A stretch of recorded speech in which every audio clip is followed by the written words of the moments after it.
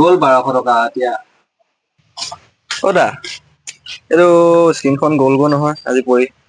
কেইটকা ল'ব চাওকচোন বৰ বেয়া হ'ল দেই তোমাৰ ডিছপ্লেখন লগাওঁতে এতিয়া 1200 টকা যাব যদি আজি তোমাৰ হাতত এই ৱাল ষ্টেণ্ডটো থাকিলে হয় তেতিয়া তোমাৰ 1200 টকা বাচি গ'লহেঁতেন নহয় এতিয়া ইয়াৰ বেনিফিট খিনি কৈছো শুনা